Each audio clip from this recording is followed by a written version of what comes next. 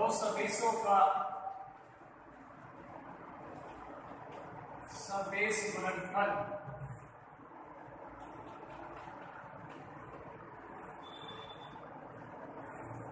उत्पन्न करने वाले दो सदिशों का सदिश गुणनफल माना दो सदिश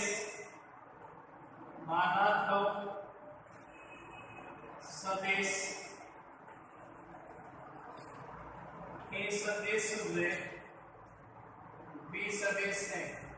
जिनके मध्य कोण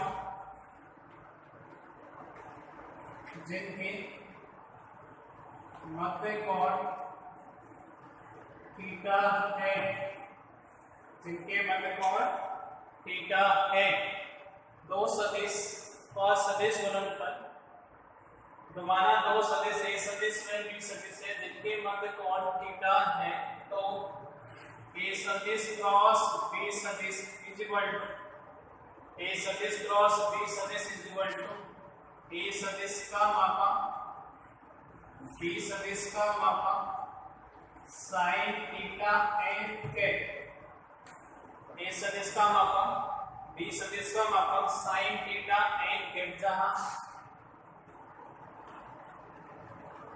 एन कैप इकाई सदिश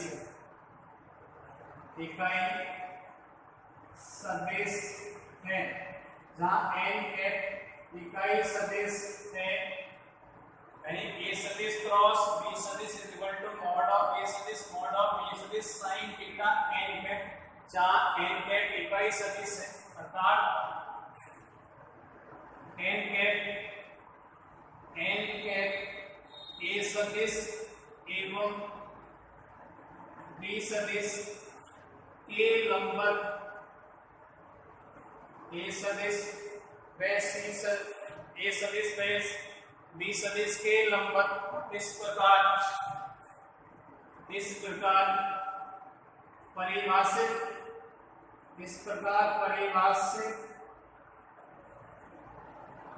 है कि ए सदिश बी सदिश और एन सदिश दक्षिणावर्त नियम का पालन करता है, दक्षिणावर्त नियम का पालन करता है, यानी ये इस प्रकार से परिभाषित है। एन सदिश ए और बी के नंबर इस प्रकार परिभाषित होकर ए सदिश बी सदिश और एन सदिश एक दक्षिणावर्त नियम का पालन करता है। और फिर देखिए A vector cross B vector is equal to mod of A vector एक अदिश राशि होगी, मॉड ऑफ बी वेक्टर एक अदिश राशि होगी, इनके मध्य थीटा 0 से पाई 0 पाई दोनों शामिल होगा, तो sin थीटा की वैल्यू -1 से +1 ये भी अदिश राशि होगी। लेकिन n कैप की अगर बात करें तो ये इकाई सदिश होता है, तो अदिश राशि को जब इकाई सदिश से मल्टीप्लाई करेंगे तो सदिश आने वाला है, ठीक है, जो वैल्यू आएगी वो सदिश बनने वाले हैं। मतलब दो सदिशों का सदिश गुणनफल एक सदिश राशि होगा, दो सदिशों का एक सदिश गुणनफल कैसी राशि होती है, एक सदिश राशि होती है, इसलिए इसे सदिश गुणनफल कहते हैं तथा इसको क्रॉस गुणनफल भी कहते हैं, क्योंकि ये सदिश तथा ए सदिश क्रॉस बी सदिश इसको अपन किससे दर्शाएंगे, क्रॉस से। ए सदिश क्रॉस बी सदिश बराबर मॉड ऑफ ए सदिश मॉड ऑफ बी सदिश sin थीटा एन कैप से दर्शाते हैं। अगला पॉइंट, यदि ए सदिश व बी सदिश समांतर चतुर्भुज की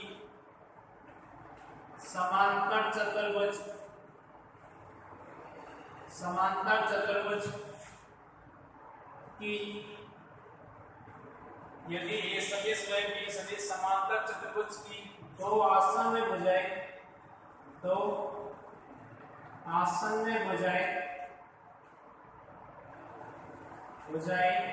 हो तो समांतर चतुर्भुज का क्षेत्रफल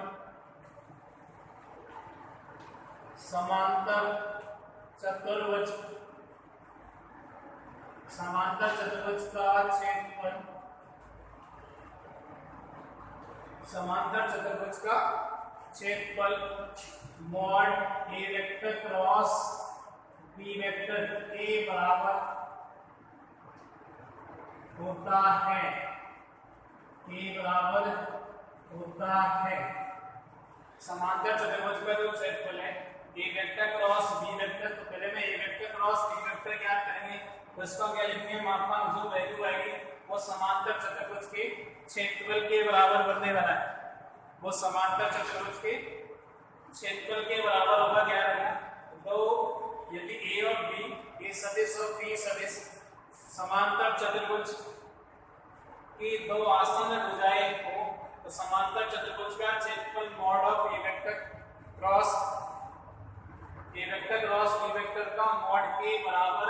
होता है। आगे देखिए,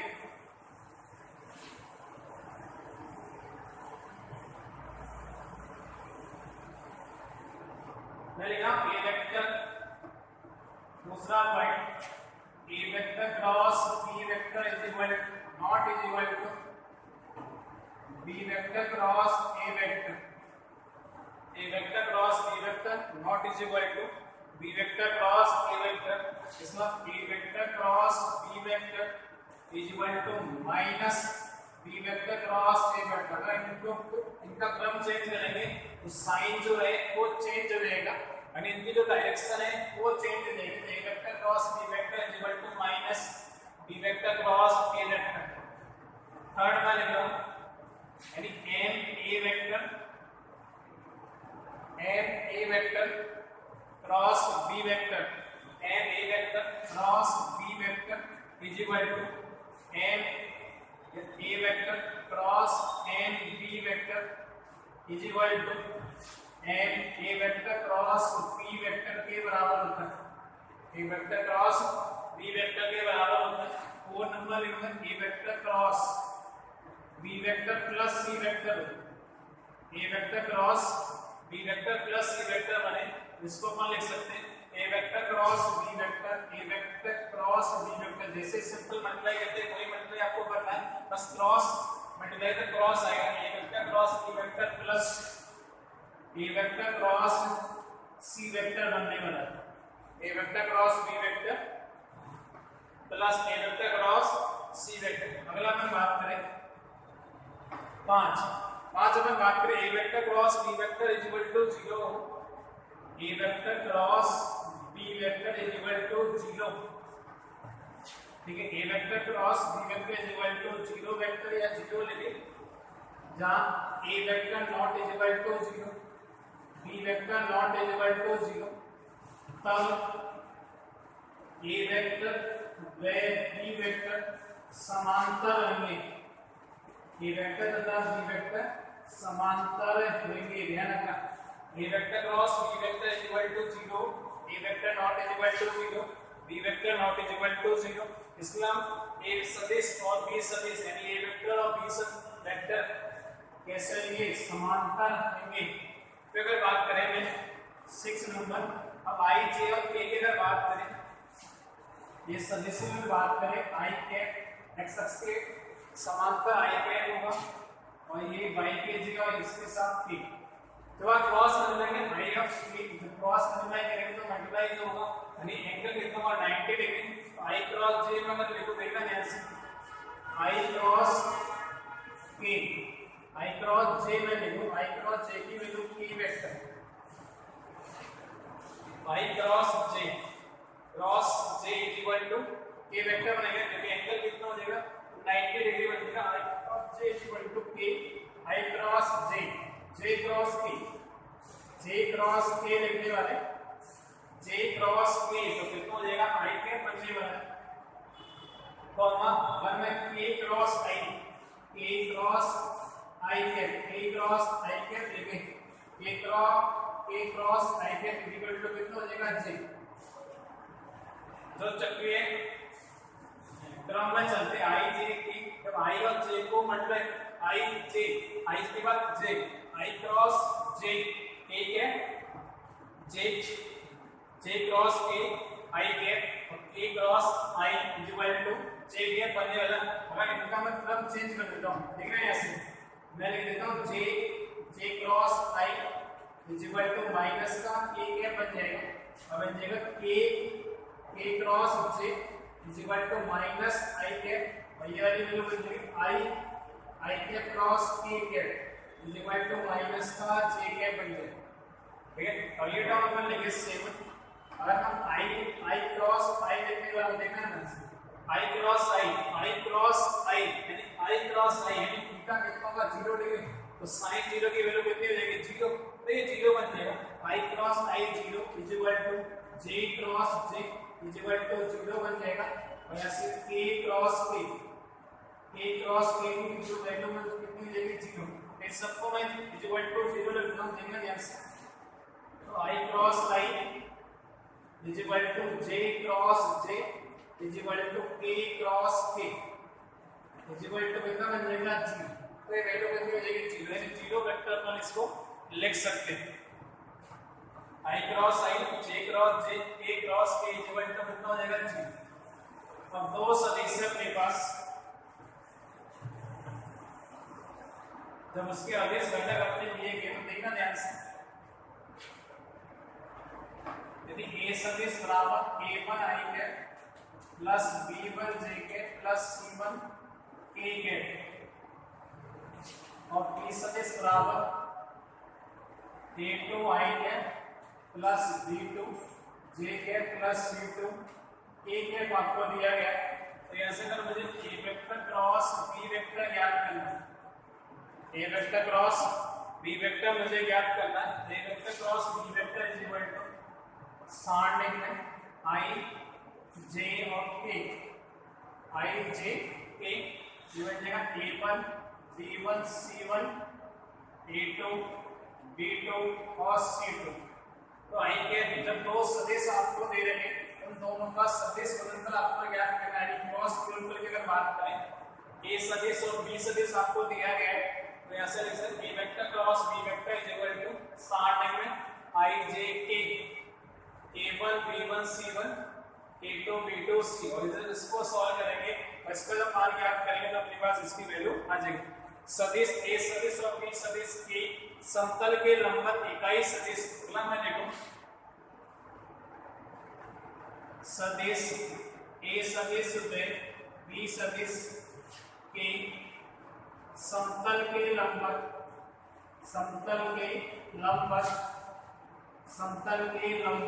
इकाई सदिश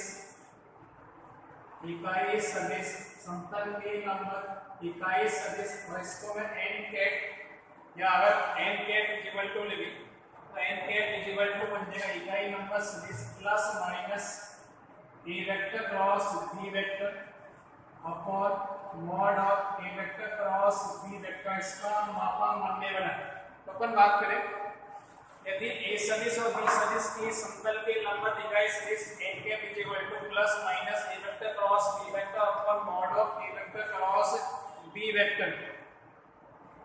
अगर मैं बात करूं सदिश a और b के लंबवत तथा r इकाई सदिश या r जो परिमाण का सदिश अगर ज्ञात करें तो मैं लिखना 10 नंबर का सदिश a सदिश b सदिश के समतल के लंबवत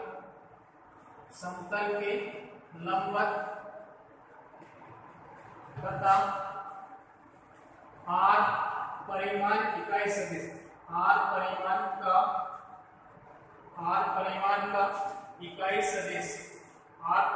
का इकाई सदिश और इकाई सदिश की अगर बात करें तो यहाँ से पास बन जाएगा r यानी प्लस माइनस 8 से मल्टीप्लाई करते हैं i का सदिश की बात करेंगे तो बन जाएगा a vector cross b vector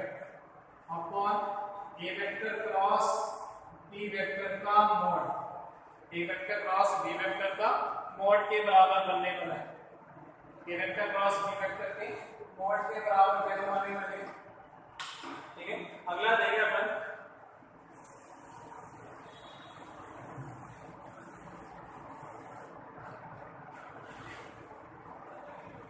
यदि a सदिश में b सदिश के मध्य कोण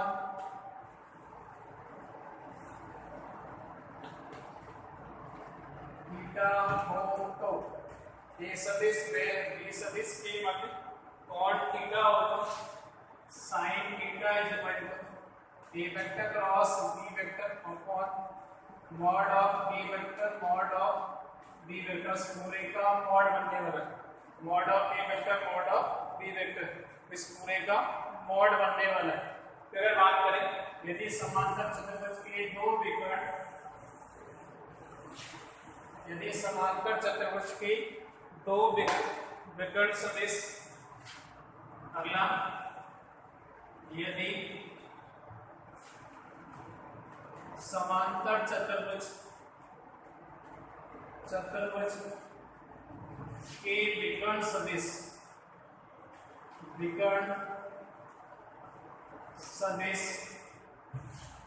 d1 सदिश d2 सदिश हो तो समांतर चतुर्भुज का क्षेत्रफल तो समांतर चतुर्भुज का क्षेत्रफल तो समांतर चतुर्भुज का क्षेत्रफल समांतर चतुर्भुज का क्षेत्रफल बराबर 1/2 d1 vector cross d2 vector का मॉड होता है d1 vector cross d2 vector के मॉड होता है ये आपको ज्ञात करना है। ठीक है यदि a सदिश b सदिश c सदिश में से तीन बिंदु a b और c के स्थिति सदिश है तो त्रिभुज ABC का क्षेत्रफल 1/2 a vector cross b vector plus b vector cross c vector plus c vector cross a vector के बराबर होता है यानी 1/2 a vector cross b vector plus b vector cross c vector plus c vector cross a vector होता है। यदि बिंदु ABC संरेख होंगे यानी एक ही रेखा पर होंगे तो त्रिभुज का जो क्षेत्रफल है वो कैसा होना चाहिए 0 आना चाहिए और त्रिभुज का जब क्षेत्रफल 0 के बराबर होता है 1/2 इसमें जाएगा 0 में a vector cross b vector plus b vector cross c vector plus c vector cross a vector बराबर क्या होना चाहिए 0 आना चाहिए या 0 वेक्टर हो सकता है 0 लिख सकता हूं। ठीक है अब एक न्यूमेरिकल देखें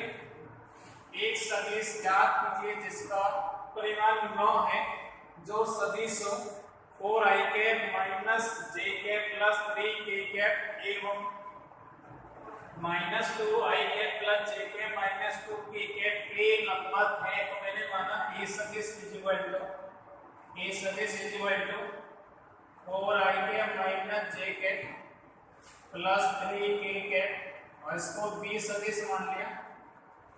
और इसको b सदिश माना तो लगेगा -2i plus j minus 2k तो ये वैल्यू बनने वाली है -2i प्लस j माइनस का 2k वैसे a सदिश और b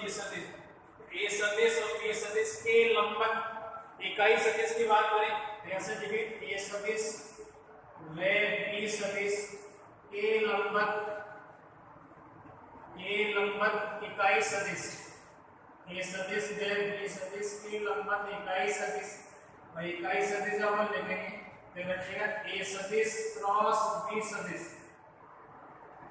a सदिश क्रॉस b सदिश अपॉन a सदिश क्रॉस b सदिश का मापांक तो ये जो वैल्यू आएगी प्लस और minus a vector cross b vector upon mod of a vector cross b vector और ये प्लस माइनस ये आंसर बनने वाला अपनी बात देखना ध्यान से तो इसकी वैल्यू को ज्ञात करें a vector cross b vector का मान ज्ञात करें देखना ध्यान से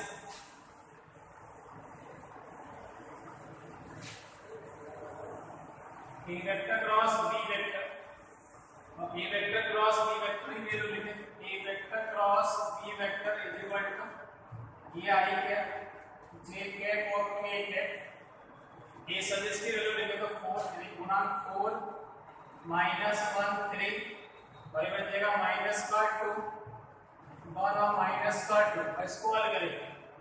तो मैं इसको r1 के साथ इसका विस्तार कर रहे हैं तो i कैप जब लिखेंगे तो पहली पंक्ति पहला स्तंभ कैंसिल हो जाएगा -1 और माइनस के 2 -1 * -2 तो ये बन जाएगा 2 -1 * 3 3 माइनस का j कैप माइनस नहीं, पहली पंक्ति दूसरा स्तंभ 4 इंटू माइनस 2 माइनस का 8 और माइनस 2 इंटू 3 माइनस 6 और माइनस तो ये प्लस का 6 प्लस के और प्लस के बिना आप लिखो भाई। तो देख रहे हैं ऐसे पहली पंक्ति तीसरा स्तंभ 4 into 1 4 minus 2 into minus 1 minus को लिखा प्लस का कितना हो जाएगा 2 तो 4 माइनस 2 तो यहाँ से स्क्वायर करें 2 माइनस 3 माइनस का आई कैप ये बन जाएगा minus 8 plus 6 minus 2 into minus का जे माइनस प्लस का 2 जे और 4 माइनस 2 कितना आएगा 2 तो बन जाएगा प्लस का 2 के कैप ए सदिश क्रॉस बी सदिश के वैल्यू माइनस आई कैप प्लस जे कैप प्लस माइनस आई कैप प्लस 2 जे कैप प्लस 2 के कैप। इसका मॉड लिखिए मॉड ए वेक्टर क्रॉस बी वेक्टर का मापा तो कितना आएगा रूट ऑफ आई का गुणांक माइनस 1 का स्क्वायर प्लस जे का 2 का स्क्वायर और ए का गुणांक 2 का स्क्वायर तो 4 4 8 और 1 मतलब कितना हो जाएगा 9 root of 9 is equal to कितना हो जाएगा 3 मापांक जो बनने वाला 3 तो लंबवत इकाई सदिश और लंबवत इकाई सदिश की अगर बात करें तो लंबवत इकाई सदिश जो बनने वाला है वो बन जाएगा प्लस माइनस आई कैप प्लस 2 जे कैप प्लस 2 के कैप और कौन में कितना हो जाएगा 3 तो मुझे जो याद करना है वो 9 परिमाण का याद करना है तो मैं लिख रहा हूँ ऐसे 9 परिमाण वाला लंबवत इकाई सदिश लंबवत इकाई सदिश 9 परिमाण वाला लंबवत इकाई सदिश बराबर 9 और ये बन जाएगा प्लस माइनस ये प्लस के तो प्लस माइनस 9 माइनस आई कैप प्लस 2 जे कैप प्लस 2 के कैप और में कितना हो जाएगा 3 तो 3 से डिवाइड कर दो तो प्लस माइनस 3 माइनस आई कैप प्लस 2 जे कैप प्लस का 2 के कैप के बराबर वैल्यू बनने वाली तो प्लस माइनस 3 माइनस आई कैप प्लस का 2 जे कैप प्लस का 2 के कैप तो ये अपने पास 9 परिमाण का लंबवत इकाई सदिश होगा। अगला नंबर करते हैं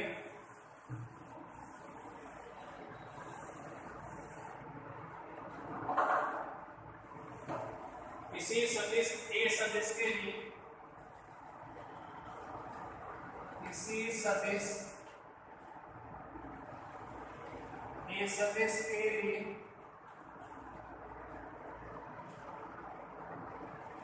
इसी सदिश ए सदिश के लिए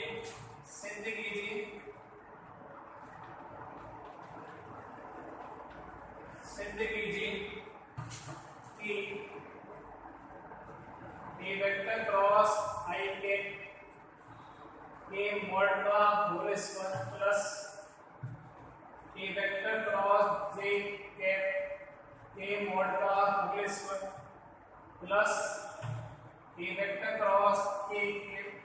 मॉड का whole square is equal to mod of A सदिश का होल स्क्वायर इसका मान आपको याद करना है तो ये आपको सिद्ध करना है किसी जो वैल्यू एलएचएस बराबर क्या होना चाहिए आरएचएस तो देखना मैं ऐसे पुट कर रहा हूं माना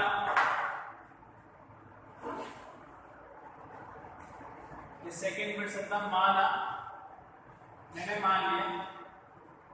माना A vector is equal to a1 i cap plus b1 j cap plus c1 k cap ठीक है तो मैं एलएचएस को लगा रहा हूं ऐसे ए वेक्टर क्रॉस i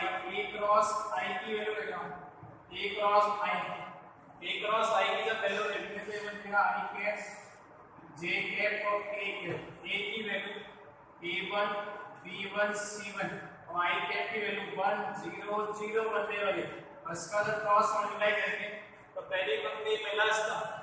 आई पहली पंक्ति पहला स्तंभ को डालते तो b1 into 0 minus c1 into 0 में ऐसे i कैप लिख रहा हूं मैं तो पहली पंक्ति पहला स्तंभ हटा दो तो 0 माइनस 0 यानी 0 माइनस 0 वरना माइनस का k कैप और माइनस k कैप पहली पंक्ति दूसरा इसका बड़ा a1 into 0 तो 0 बन जाएगा माइनस c1 तो ये बन जाएगा 0 minus c1 plus k cap तो k कैप की वैल्यू लगी तो पहली पंक्ति तीसरा इसका a1 into 0 माइनस b1 तो 0 माइनस b1 इसको अगर ये वाली टर्म 0 ये माइनस माइनस को जगह प्लस तो c1 k बनेगा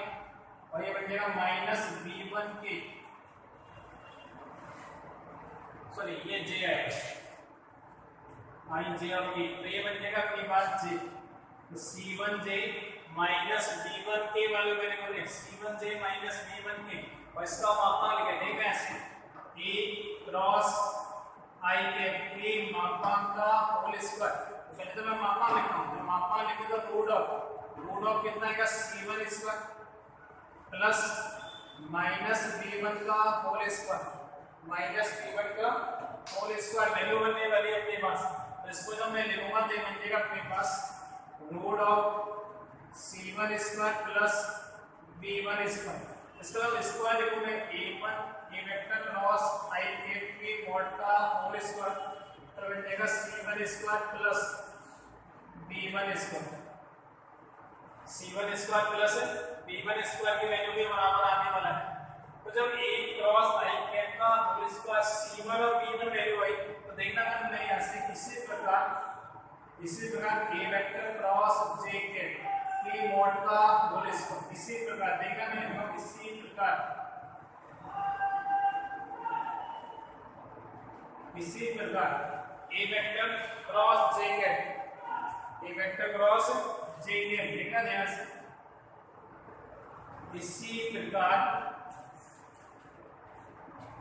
a vector cross j cap के मॉड का होल स्क्वायर देखना ऐसे जब मैंने i लिखा तो ये c ऑफ b आएगा c ऑफ इसका मैं j लिखूंगा तो इसका b नहीं आएगा कौन सा आएगा a और c इसका मतलब ये a1 square plus c1 square आने वाला a1 square plus c1 square अगर इससे काम करें a cross k a vector cross k के मॉड का होल स्क्वायर कर देगा ना ऐसे a vector cross k mod का होल स्क्वायर अब केवल यानी c1 वेक्टर में आंसर आएगा a1 square plus b1 square a1 square plus b1 square तो ऐसे LHS को मान कर हम देखना सबकी वैल्यू आ गई अब मैं LHS में वैल्यू रखूं LHS में वैल्यू रखूं LHS a क्रॉस i के मॉड का होल स्क्वायर कितना आएगा मेरे पास c1 square plus b1 square plus a cross j के मॉड का होल स्क्वायर कितना आएगा मेरे पास a1 square plus c1 square plus a cross k mod का होल स्क्वायर कितना आएगा a1 square plus b1 square इसको जब फाइनली अपन सॉल्व करेंगे तो a1 square 2a1 square b1 square तो b1 square c1 square 2c1 बन जाएगा 2a1 square plus b1 square plus c1 square इसका स्क्वायर का अपन 2 मॉड ऑफ a सदिश का होल स्क्वायर ये वाली वैल्यू बनने वाली है तो LHS कितना हो जाएगा RHS ये आपको सिर्फ